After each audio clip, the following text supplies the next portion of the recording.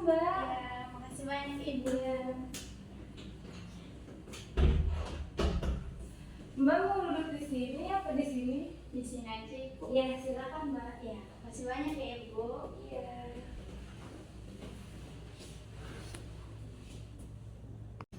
Mbak Lili, bagaimana Pak kabarnya?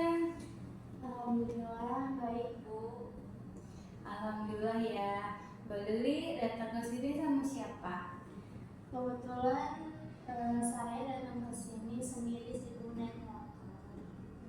Oh, sendiri.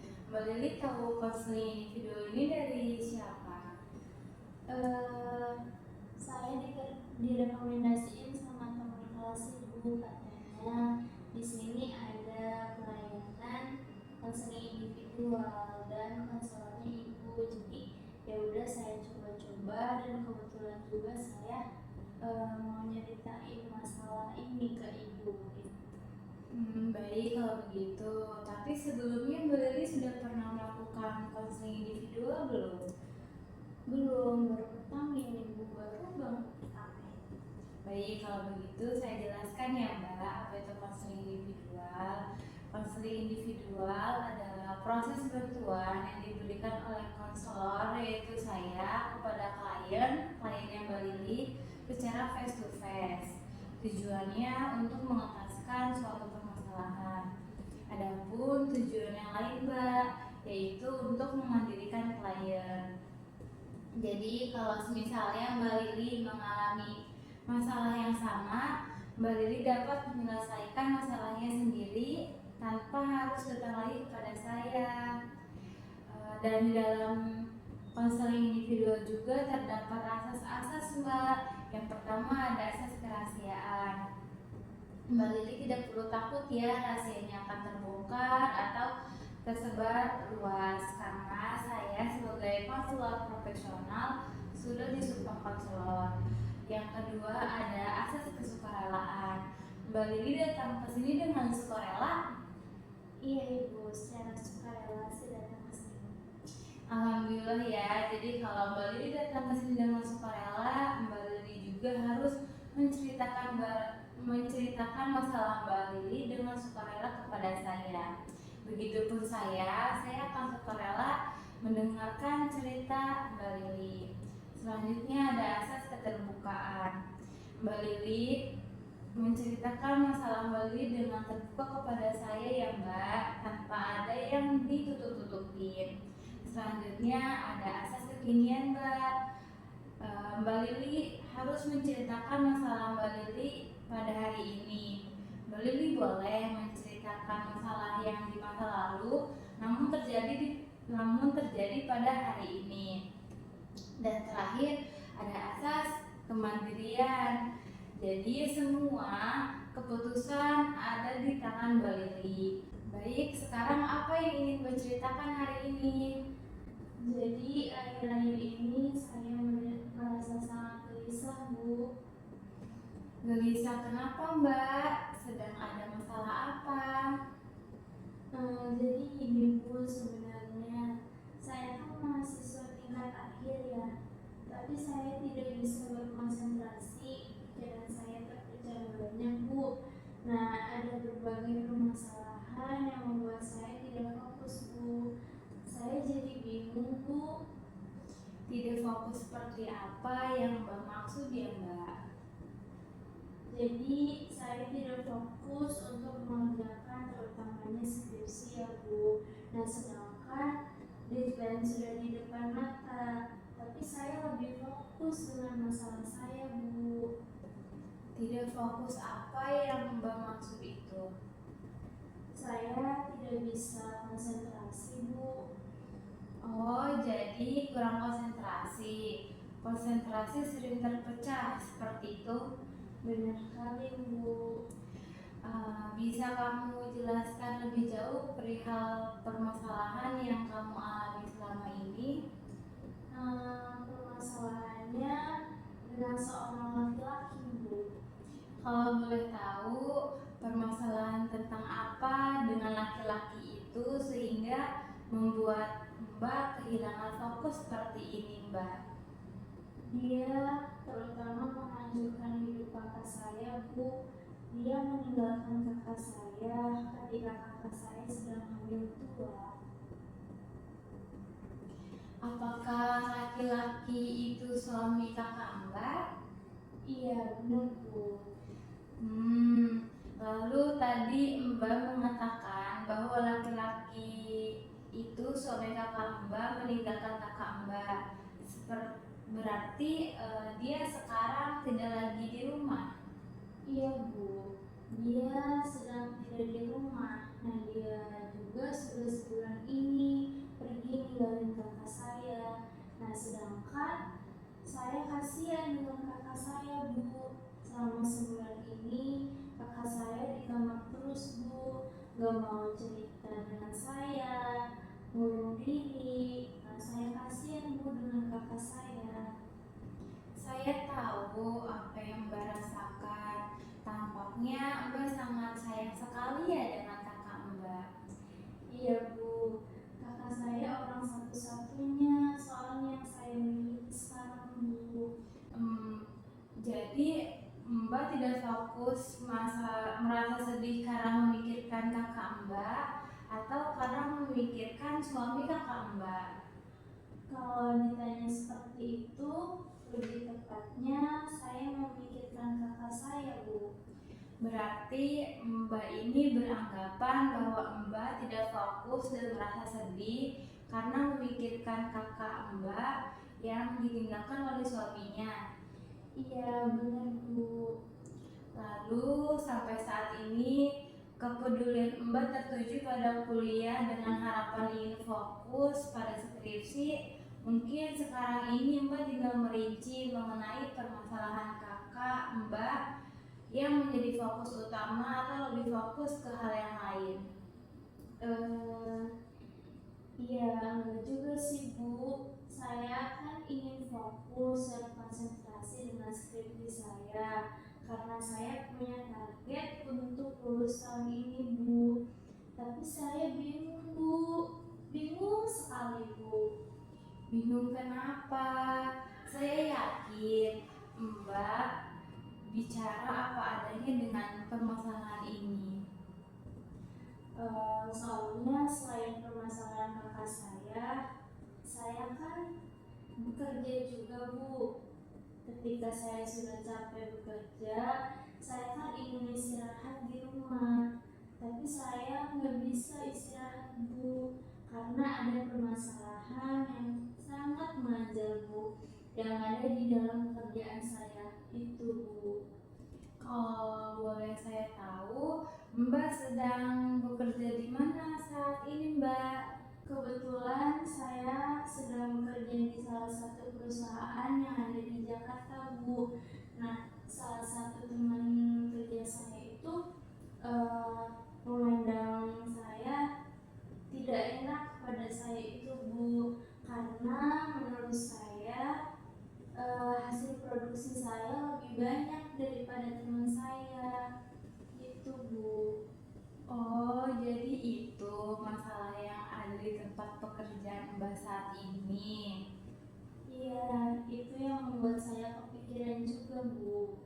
Lalu, bagaimana Mbak tahu bahwa teman Mbak itu tidak menyukai Mbak? Kan kelihatan, Bu, dari raut wajahnya ya. Ketika dia ngeliat saya, mukanya kayak orang gak suka gitu, Bu. Apa dia juga begitu saat melihat teman Mbak yang lain? Kalau masalah itu, saya belum sempat tanyakan kepada teman-teman saya, Bu. Nah, apakah dia melakukan seperti itu juga ke teman-teman yang lainnya? Nah, mungkin nanti saya akan tanyakan kepada teman saya terkait masalah yang ada teman saya ini. Oh, iya. Saya mengerti apa yang Mbak rasakan. Tapi itu mungkin bukan salah satu yang harus Mbak fokuskan untuk saat ini. Mungkin Mbak harus memikirkan salah satu dari beberapa permasalahan yang Mbak rasakan. Bagaimana, Mbak? Iya juga sih, Bu. Saya juga pengen fokus saya. Lalu perihal teman Mbak yang Mbak rasa tidak menyukai Mbak, apakah hal tersebut berdampak kepada kinerja Mbak? Kalau saya rasa untuk sekarang ini nggak berdampak sih Bu dalam kinerja saya. Oke, lalu Gimana Bu ya? Saya pikir itu nggak masalah banget buat saya. Sebenarnya selagi dia nggak mengganggu kinerja saya dalam perusahaan itu. oke, baik, kalau begitu kita balik lagi ya ke permasalahan skripsi Mbak terlebih dahulu. Saat ini kan Mbak ingin sekali fokus menyelesaikan skripsi tepat waktu. Sejauh ini, apa yang dapat mengembalikan fokus untuk mengerjakan skripsi Mbak itu? Kali ini saya berusaha ngilangin pikiran-pikiran yang tidak penting, terutamanya kayak mikirin yang di kerjaan itu, yang mengganggu kinerja saya, yang mengganggu skripsi saya juga Ibu. Iya. Lalu, Saya akhir-akhir ini melakukan kegiatan di luar kampus yang membuat saya merefresh pikiran saya Bu. Saya jalan-jalan dengan teman saya, entah hobi yang saya lakukan juga. Itu sih Bu salah satunya. oke, baik, bagus Mbak. Apakah hal-hal seperti itu dapat membuat Mbak fokus kepada pengerjaan skripsi Mbak saat ini? Baiklah, kayaknya saat ini kamu bingung harus memfokuskan bagaimana untuk melanjutkan skripsi itu seperti apa. Benar, Mbak? Iya, jadi gini Bu, mungkin saya harus lebih rajin untuk bimbingan dosen saya kali Bu ya, dan saya juga harus membagi jadwal antara skripsi dan pekerjaan saya. Bagaimana menurut Ibu? Bagus. Mengenai hal itu saya rasa Mbak lebih paham bagaimana seharusnya yang Mbak lakukan agar skripsi Mbak cepat selesai dan Mbak dapat wisuda tepat waktu. Apakah Mbak bekerja berbagi ke dalam shift? Benar sekali Bu, saya seminggu pagi dan seminggu kemudiannya saya masuk sore. Lalu bagaimana dengan jadwal kuliah Mbak? Dengan jadwal kuliah saya bergantian Bu. Jika saya masuk pagi, saya mengambil masuk kuliah sore. Begitupun sebaliknya. Nah, kadang saya juga bingung sih Bu. Oke, saya mengerti dengan situasi Mbak menjalankan harus kuliah dan harus bekerja.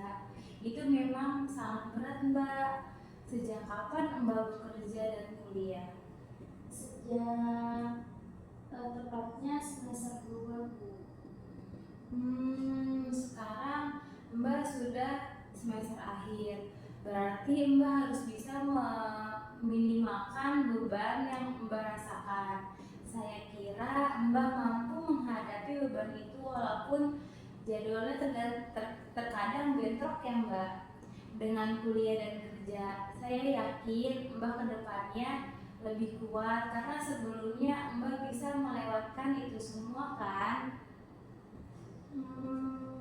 Ya juga sih Bu, kalau dipikir-pikir saya bisa melewatinya. Iya, karena itu semua Mbak mampu dan Mbak juga bertekad melalui beban yang Mbak rasakan. Buktinya sejauh ini Mbak bisa kan melaluinya. Kalau boleh tahu berapa hari Mbak kuliah? Untuk semester ini hari Senin sampai Rabu saja sih Bu. Oh, kalau begitu Kamis Jumat Mbak Kamis sampai Jumat Mbak memiliki waktu waktu luang ketika tidak bekerja? Iya Bu, itu waktu yang free buat saya. Baik, biasanya kalau hari free, Mbak ngelakuin apa? Kadang saya ngerjain tugas Bu, dan kadang saya juga pergi jalan-jalan sama teman-teman saya.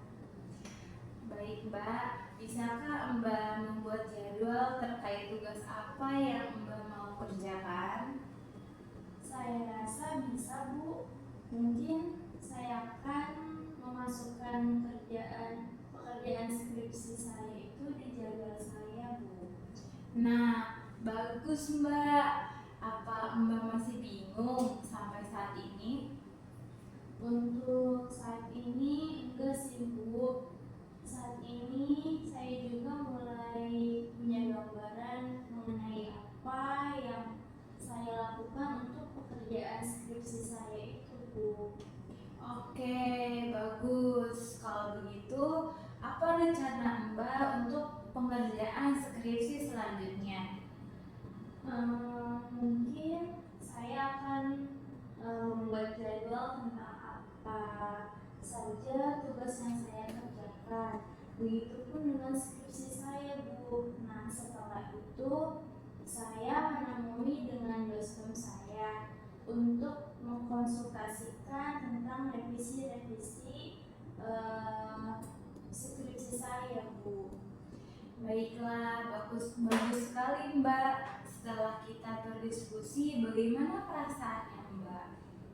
Untuk saat ini saya merasa lega sih Bu, karena ada seseorang yang mau dengerin cerita saya Bu, terutama Ibu. Baik, kita bisa simpulkan ya permasalahan ini. Jadi, Mbak kurang fokus pada skripsi dan kepada kakak Mbak yang menyebabkan membuat Mbak kepikiran saat ini. Apakah Mbak mempunyai rencana selanjutnya untuk evaluasi terhadap rencana-rencana Mbak yang sudah Mbak lakukan? Baik Bu, bisa sekali. Nanti saya akan datang ke sini lagi untuk mengevaluasi tentang rencana-rencana saya itu Bu. Baik, kalau begitu jangan sungkan ya untuk datang ke sini. Selanjutnya, apakah ada yang mau diceritain lagi, Mbak? Mungkin cukup sih Bu, itu doang yang saat ini mengganggu pikiran saya. Oke, baik Mbak. Kalau begitu kita sudahkan ya. Terima kasih ya Mbak ya sudah percaya kepada saya. Iya Ibu, terima kasih juga ya karena Ibu sudah mendengarin dengan sepenuh hati saat saya cerita, meskipun ya ini emang masalahnya emang benar-benar apa ya, ngeganggu banget buat saya. Jadi sebenarnya saya butuh didengar juga sih Bu, karena emang teman-teman saya tuh pada sibuk sendiri-sendiri gitu, makanya teman saya, terutamanya teman kelas ini, merekomendasiin saya buat konsultasi ke Ibu gitu. Baik Mbak Lili, sama